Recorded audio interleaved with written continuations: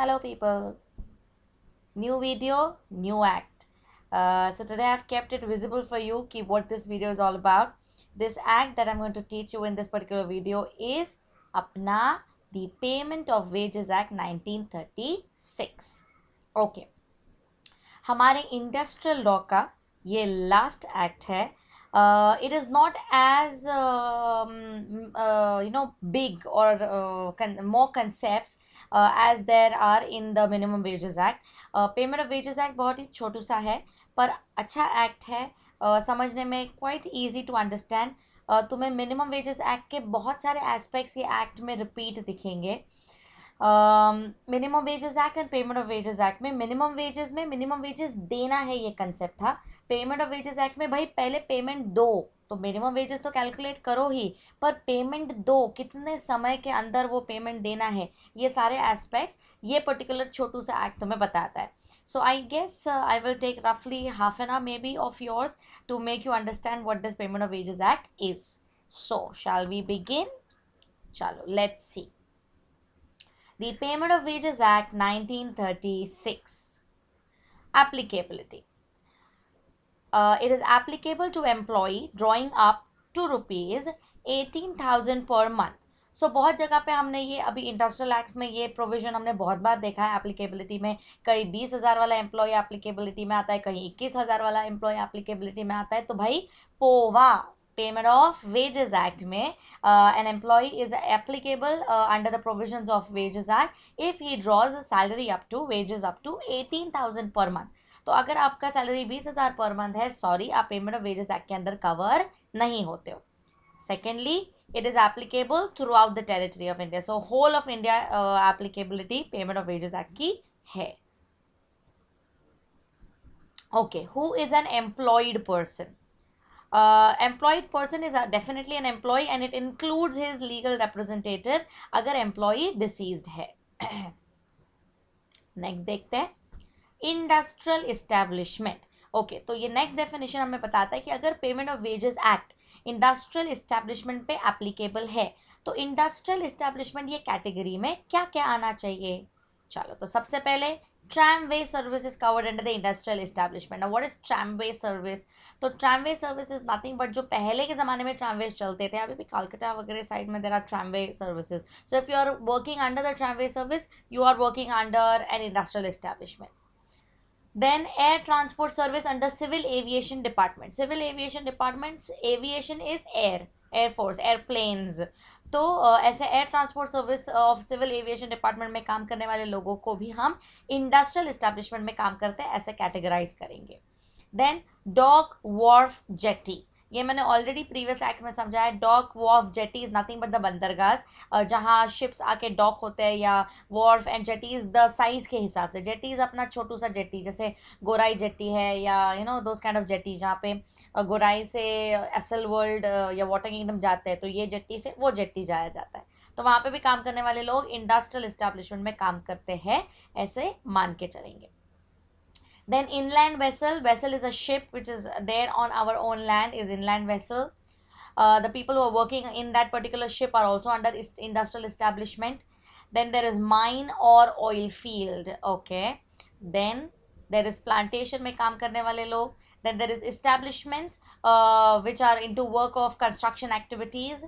Of course, they are industrial establishment. Then there are shops where articles are produced or adapted और manufactured for use transport और cell. तो कोई भी ऐसा workshop जहाँ चीज़ें बनाई जाती है, प्रोड्यूस की जाती है या मैन्युफैक्चर की जाती है या अडेप्ट मतलब अटैच करके दूसरे चीज़ें बनाई जाती है. For what? For either for use और फॉर ट्रांसपोर्टेशन और for sale. So all these particular establishments come under the industrial establishment, and every industrial establishment comes covered up under the Payment of Wages Act. Okay, आगे देखते हैं.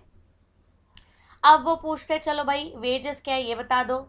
Okay, so wages is what? It includes remuneration, overtime wages as well as additional remuneration and remuneration at termination of service. So देखो अब ये act जो है ना ये पेमेंट ऑफ वेजेस की बात करे तो वो हर एक चीज़ के पेमेंट ऑफ वेजेस की बात करे. भाई नॉर्मल रेम्यूनरेशन आना चाहिए, उसमें ओवर टाइम भी मिल जाना चाहिए, एडिशनल रेम्यूनरेशन है वो भी उसी टाइम में पे हो जाना चाहिए. Then if there is remuneration at termination of service that also, अगर तुम्हें याद है हमने बोला था टर्मिनेशन ऑफ सर्विस में भी पेमेंट जो है वो विद इन स्पेसिफाइड टाइम होना चाहिए रिटायरमेंट के टाइम पे. So then again payment of wages again comes under the Payment of Wages Act if you talk about remuneration to be paid at the time of TOS. Then all remuneration receivable by employee from employer is wages, and that kind of wages get covered under the Payment of Wages Act and should be paid within the time prescribed under POVA. That's the issue behind it. Okay, section number 3. Responsibility for payment of wages. Factory, अगर हम factory की बात करें किसकी जिम्मेदारी है payment of wages, तो manager of factory is responsible for the payment of wages. जैसे हम एम्प्लॉयर हमेशा डेफिनेशन देखते थे तो ये एम्प्लॉयर का ही डेफिनेशन है. सेक्शन 3 में तुम्हें देख के रखा है कि whose responsibility it is to pay wages. तो in a factory the manager is responsible. If you are a contractor, the person designated by the contractor is a person who is responsible for payment of wages. अच्छा, for example अगर तुम्हें पता है buildings में builder को कोई और ही होता है ना, हम जो वेजर्स है हम कॉन्ट्रैक्टर हमें हायर करता है और हमें दिन भर का काम उसके कहने पे करना होता है. तो हमें तो पता ही नहीं होता है हमारा बिल्डर कौन है, तो हमारे पेमेंट की जिम्मेदारी वो कॉन्ट्रैक्टर की होती है. और आइडियली अगर कॉन्ट्रैक्टर ले रहा है मतलब कॉन्ट्रैक्टर खुद आके दे, not necessary. Person designated by the contractor also may make payment, but then there has to be one person decided जो पेमेंट ऑफ वेजेस की जिम्मेदारी खुद के कंधों पे लेगा. Then in any other case again a person responsible and so designated as under the act. मतलब क्या है at the end of the day, अगर तुम कोई इंडस्ट्रियल इस्टेब्लिशमेंट हो, तुम अगर एक फैक्ट्री हो, तुम वर्कशॉप हो, तुम कोई भी जगह हो, एक ऐसा बंदा असाइंड होगा जो तुम्हारे पेमेंट ऑफ वेजेस के रिस्पॉन्सिबिलिटी को अपने शोल्डर पे कैरी करेगा. So that person who is designated as such will be the person responsible for payment of wages. That is said under section number 3. Clarity. So again factory में manager, contractor हो तो person designated by contractor, other case हो तो person responsible person so designated. चलो section 4 किसके बारे में बताता है फिर? सेक्शन 4 बताता है वेज पीरियड. ओके, हम पेमेंट ऑफ वेजेस कर रहे हैं बच्चों, बराबर है, पर अगर हम पेमेंट ऑफ वेजेस की बात करें, don't you think that payment has to be subject to a certain wage period कि मैंने 4 हफ्ते काम किया, 1 महीना काम किया, या मैंने 1 हफ्ता काम किया तो मुझे पगार आ रहा है, या मैंने 15 दिन काम किया तो मुझे पगार आ रहा है. या कभी कभी वेजर्स में कैसा होता है एवरी डे का पगार होता है, दिन भर मैंने तुम्हारे लिए काम किया, end of the day give me my पगार, I am off, I just leave then, I might not come the next day. That is daily wages वाले लोग है ना.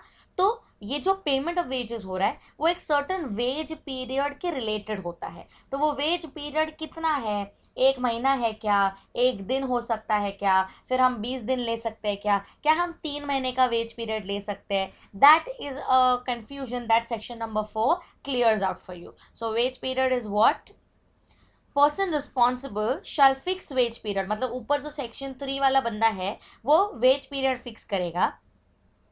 No wage period shall be beyond 1 month. अच्छा, मतलब ये doubt clear हो गया कि 3 महीने का वेज पीरियड हो ही नहीं सकता, वेज पीरियड ज़्यादा से ज़्यादा 1 मंथ का हो सकता है, not beyond that. So no wage period beyond 1 month, and wage period may be daily मतलब एवरी डे, या वीकली, या मंथली, या फोर्थ नाइटली हो गया, I am sorry, fortnightly है वो. फोर्थ नाइट समझते हो तुम, फोर्थ नाइट मतलब 15 दिन, हम मराठी में उसे 15वड़ा कहते हैं. It's 15 days, new moon full moon, new moon full moon, ये जो साइकिल है. सो वो 15 डेज का जो fourth Knightley, FORTNIGHTLY fourth Knightley है, वैसे भी 15 दिन के वेजेस हो सकते हैं, वेज पीरियड हो सकता है, मंथली वेज पीरियड हो सकता है, वीकली वेज पीरियड हो सकता है, डेली का भी वेज पीरियड हो सकता है. मतलब डेली अगर वेज पीरियड का हो तो डे खत्म हो गया, पेमेंट ऑफ वेजेस। वीकली कहो तो वीक खत्म हो गया, सर्टेन डेज के अंदर पेमेंट ऑफ वेजेस। मंथली कहो तो मंथ खत्म हो गया, सर्टेन डेज के अंदर पेमेंट ऑफ वेजेस। फोर्टनाइटली हो तो 15 दिन खत्म हो गए, चलो अगेन 15 दिन खत्म होने के बाद सर्टेन डेज के अंदर पेमेंट ऑफ वेजेस होगा of that 15 days of work that I did for you. Clear? So वो जो 15 दिन का काम है उसका पेमेंट नेक्स्ट 15 दिन के अंदर वाले फेज में कितने तो दिनों में मिलेगा। वो कितने तो दिन is the next provision that we have to see कि what is the time limit for payment.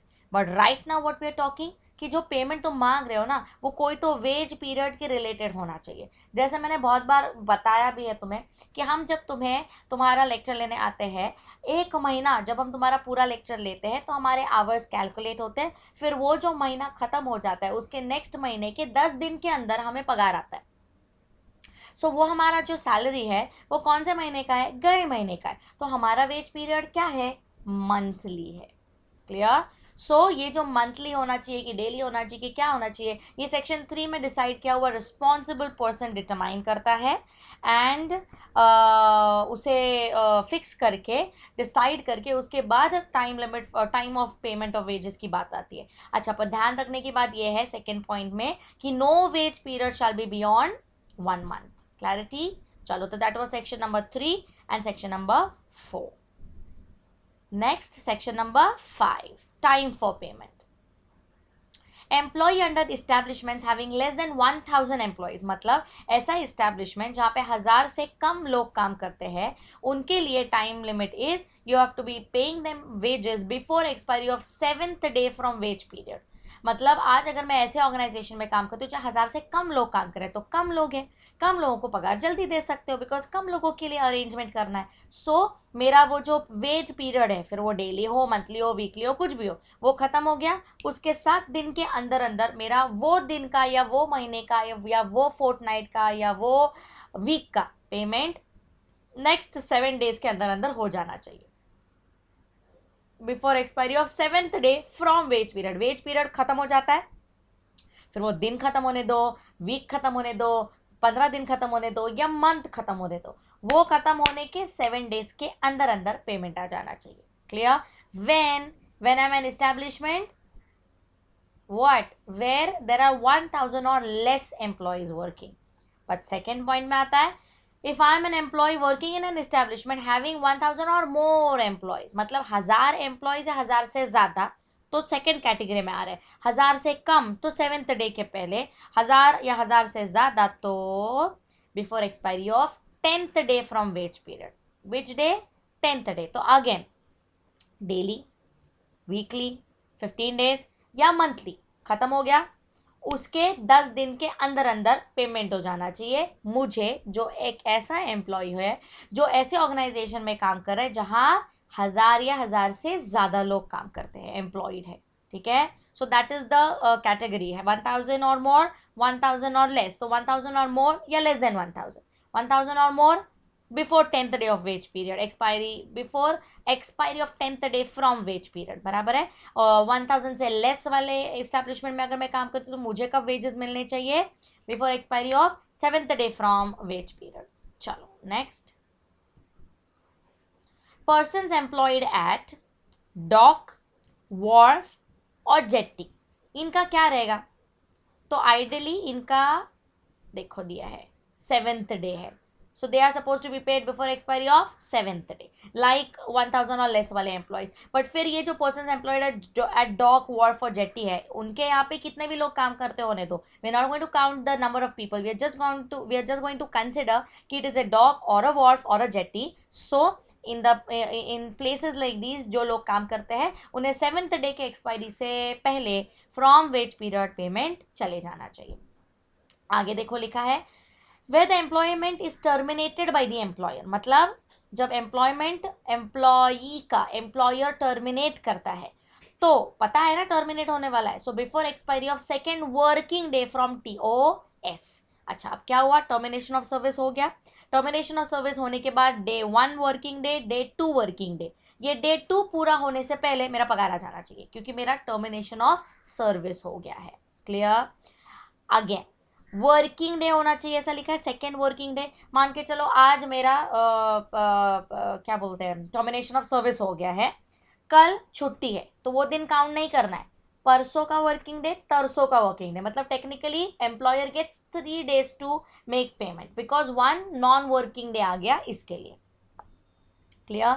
इसके लिए लास्ट पॉइंट बहुत जरूरी है, all payments are to be made on working days. So फिर तुम्हारा कैटेगरी 1 7th डे से पहले वाला पेमेंट होने दो, या 10th डे से पेमेंट पहले वाला पेमेंट होने दो, या डॉर्क वॉर्फ जेटी वाला पेमेंट होने दो, या टीओएस वाला पेमेंट होने दो। The payment shall be made on a working day.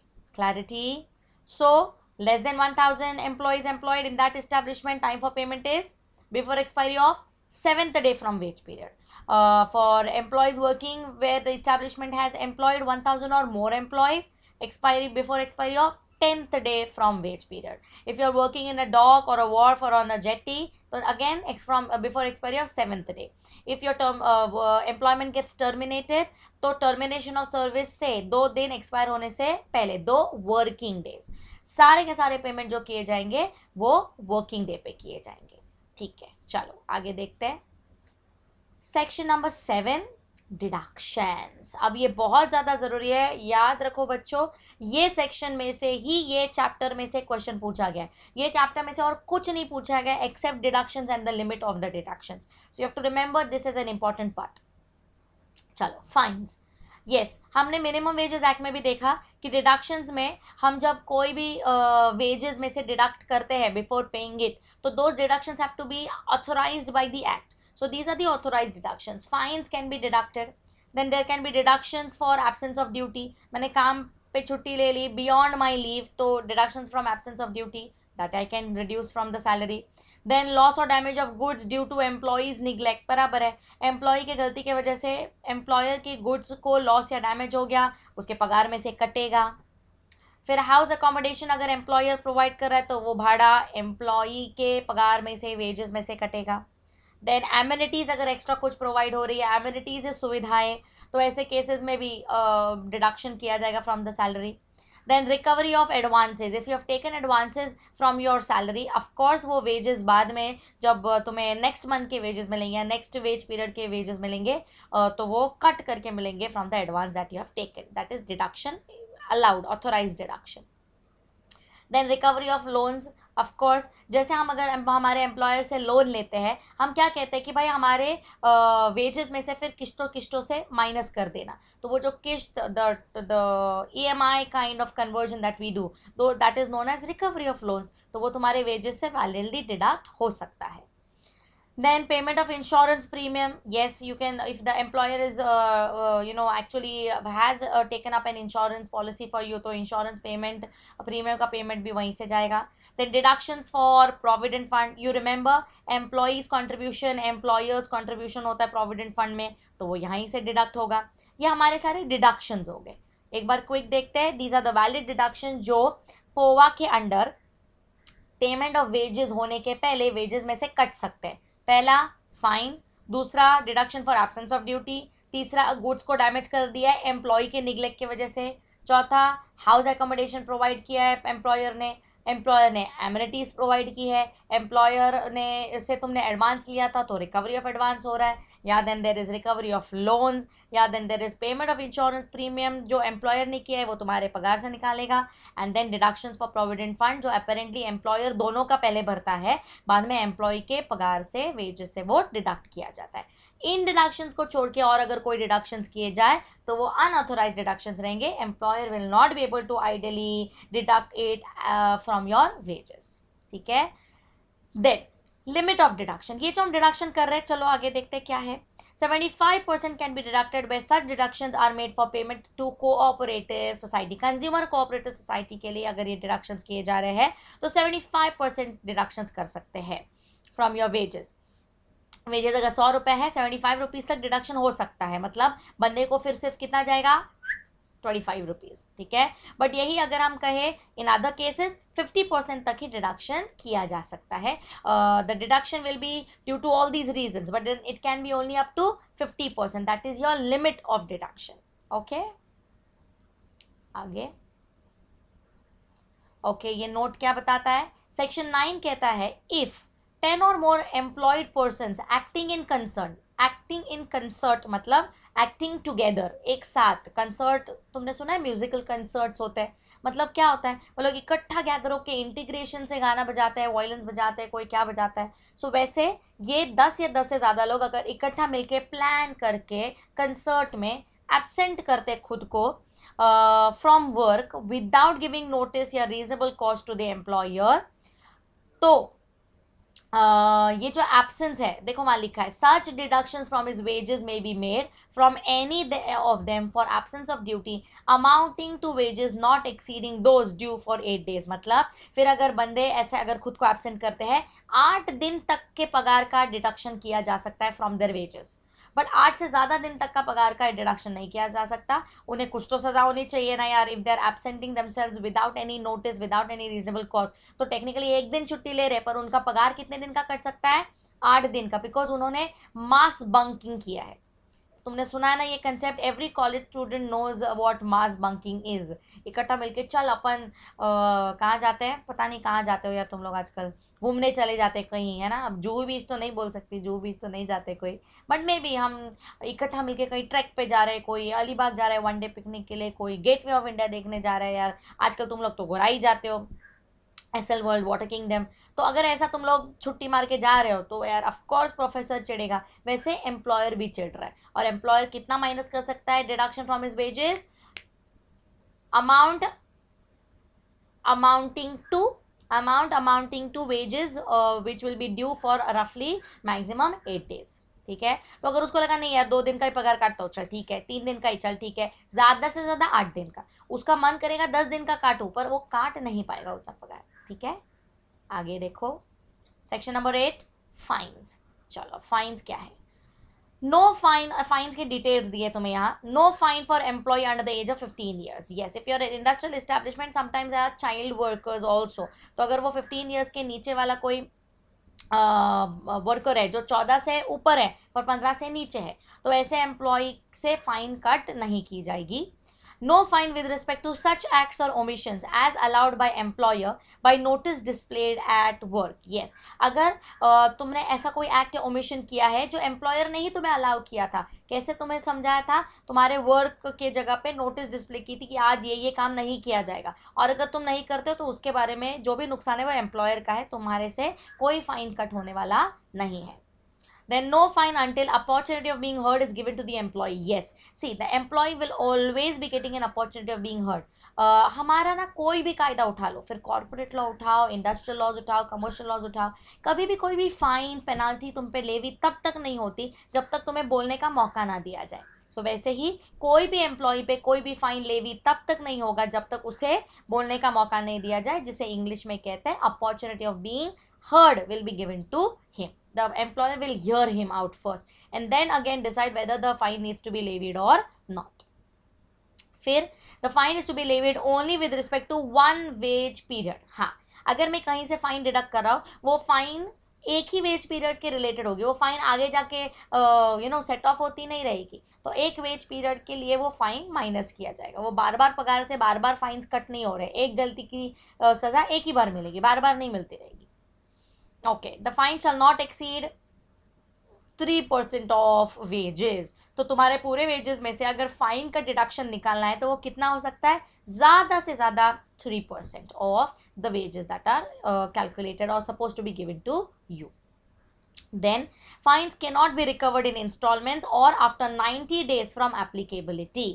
मतलब फाइन इंस्टॉलमेंट में, मैंने जैसे कहा कि एक पगार से निकाल लिया, फिर वो फाइन नेक्स्ट पगार में भी हम माइनस कर रहे हैं, ऐसा नहीं है। इंस्टॉलमेंट में फाइन नहीं लिया जा सकता, एक ही पगार में से वो जो कट करना है कट करो। और दूसरी बात, जब तक वो फाइन का अमाउंट डिसाइड नहीं होता, if there is a dispute, तो फाइन अप्लाई होने के 90 डेज के अंदर वो डिस्प्यूट को रिजॉल्व करो और फाइन चुकता करके ले लो। You can't go beyond 90 days from applicability of fine on the employee. 90 दिन के अंदर, after 90 days it can not be recovered at all, उसका टाइम फ्रेम ही दे के रखा है। ठीक है, तो सेक्शन 8 फाइन्स के बारे में बताता है। अंडर 15 एज के एम्प्लॉयज़ को फाइन एप्लीकेबल है ही नहीं। देयर इज़ नो फाइन अगर एम्प्लॉयर ने कुछ नोटिस डाल के रखा है कि ये एक्ट और ओमिशन मेरे कहने पे तुम्हें करना है, तो बिकॉज तुम एम्प्लॉयर के कहने पे ही कर रहे हो तो वो एक्चुअली कुछ गलत है नहीं, तो फाइन तुम पे लेवी नहीं होगा। फाइन तब तक लेवी नहीं होगा जब तक सामने वाले एम्प्लॉय, जो अक्यूज्ड एम्प्लॉय है, उसे अपॉर्चुनिटी ऑफ बीइंग हर्ड ना मिल जाए. Then fine is to be levied only with respect to 1 wage period. The fine that you are deducting from wages shall not exceed 3% of wages.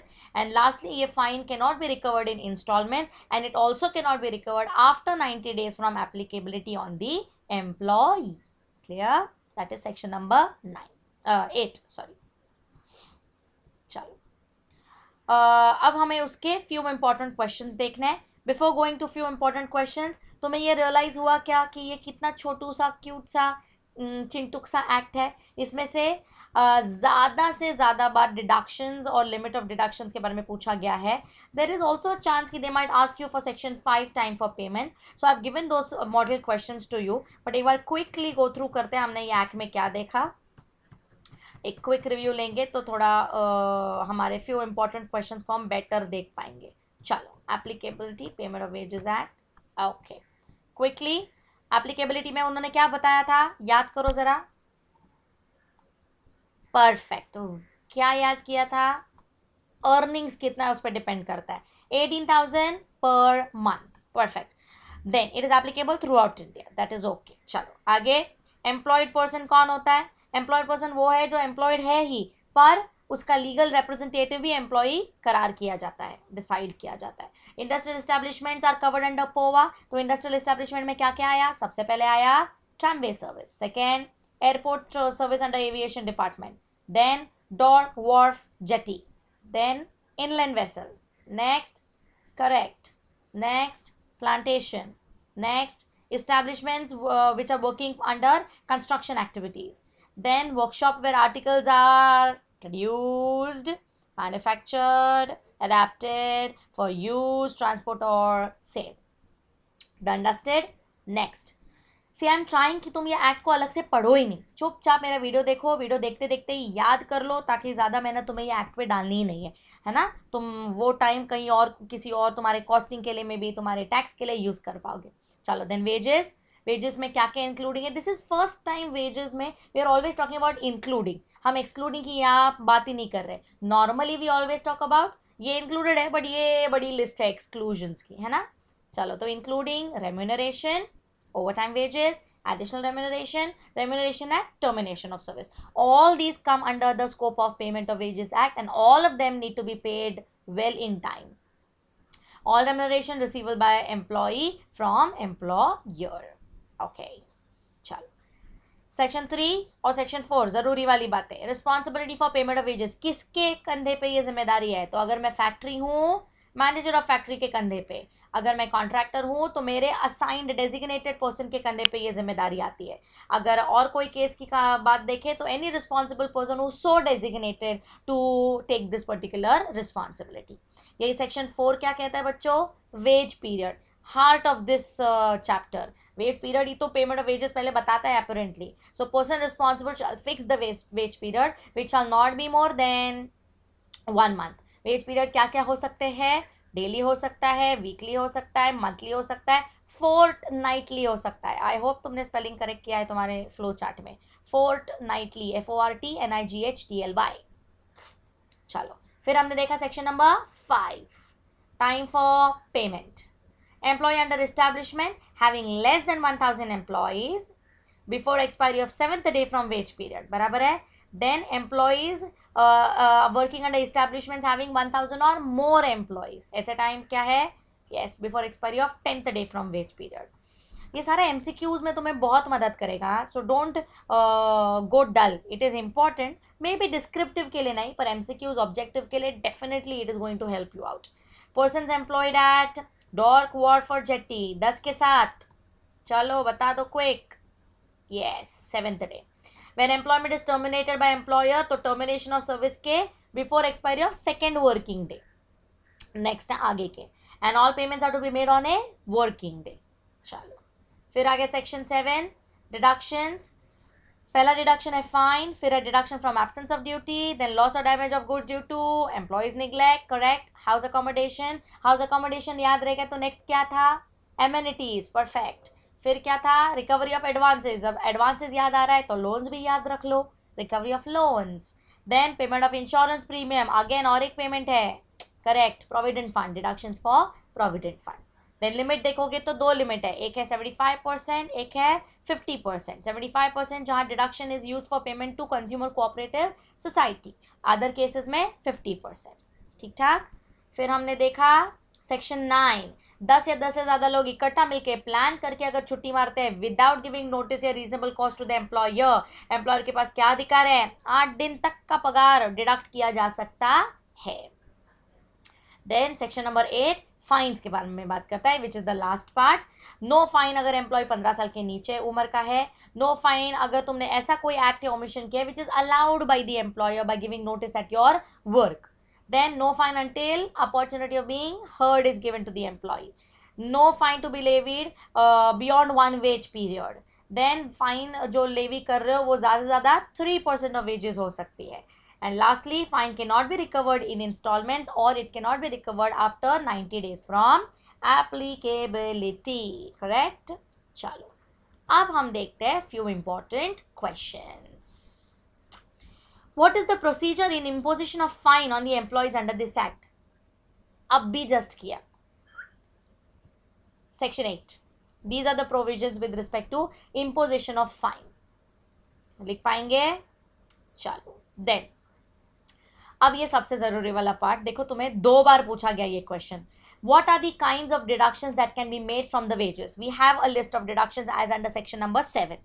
And what is the limit on deduction?